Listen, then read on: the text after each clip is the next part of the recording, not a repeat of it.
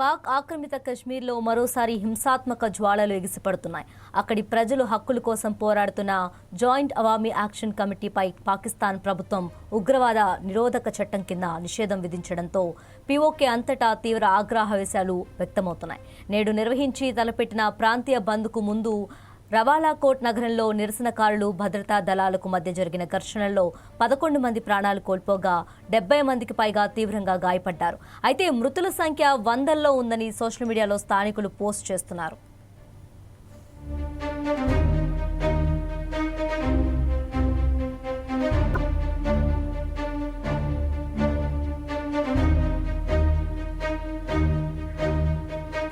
ఇటీవల జరిగిన కాల్పుల్లో మరణించిన తమ తోటి కార్యకర్త మృతదేహాన్ని ఉంచిన ఆసుపత్రి మార్చురీ వెలుపల జేఏసీసీ మద్దతుదారులుగా భారీగా గుమికూడారు. వారిని చెదరగొట్టేందుకు పోలీసులు, పారామిలిటరీ దళాలు బలప్రయోగం చేయడంతో ఈ హింస చెలరేగింది.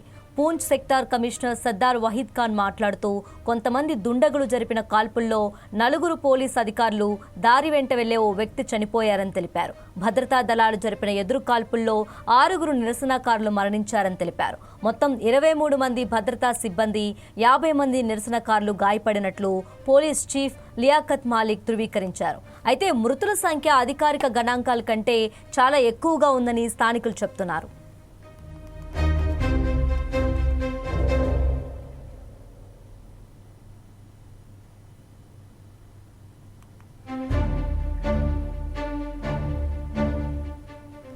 ఈ తాజా వివాదానికి ప్రధాన కారణం పీఓకే అసెంబ్లీలోని 45 స్థానాల్లో 12 సీట్లను కశ్మీర్ వెలుపల పాక్లోని ఇతర ప్రాంతాల్లో నివసిస్తున్న శరణార్థుల కోసం కేటాయించాలని పాక్ ప్రభుత్వం నిర్ణయించడమే.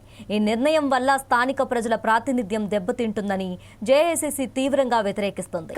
దీనితో పాటు గత 2 ఏళ్లుగా పీఓకేలో విపరీతంగా పెరిగిన పిండి, విద్యుత్ ధరలు, నిరుద్యోగం, ద్రవ్యోల్బణం, పాక్ పాలకుల రాజకీయ వివక్షపై ప్రజలు నిరంతరాయంగా పోరాడుతున్నారు. జూలై 27న అక్కడ ఎన్నికలు జరగాల్సినందుకు పాక్ ప్రభుత్వం ఇంటర్నెట్ సేవలను నిలిపివేసి జేఏసీ కేంద్ర కార్యాలయాన్ని సీల్ చేసింది.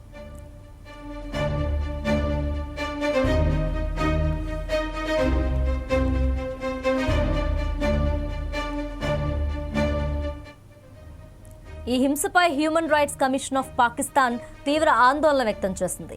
ప్రజాస్వామ్యబద్ధంగా నిరసన తెలుపుతున్న పౌర సంస్థపై ఉగ్రవాద చట్టాల కింద నిషేధం విధించడాన్ని తప్పుపట్టింది. తక్షణమే ఇరుపక్షాలు చర్చలు జరపాలని కోరింది. మరోవైపు జేఏసీ నాయకుడు షౌకత్ సహాజ్ మీర్ ఎక్స్లో ఓ వీడియో సందేశాన్ని విడుదల చేస్తూ రవాలాకోట్లో పాక్ ప్రభుత్వం తమ ప్రజలను ఊచకోతకొస్తుందని, నిషేధాలు విధించినా తమ పోరాటం ఆగేది లేదని స్పష్టం చేశారు. పీఓకేలో రోజురోజుకు క్షీణిస్తున్న ఈ భద్రతా పరిస్థితుల దృష్ట్యా బ్రిటన్, ఆస్ట్రేలియా, కెనడా దేశాలు తమ పౌరులకు అత్యవసర ప్రయాణ హెచ్చరికలు జారీ చేశారు.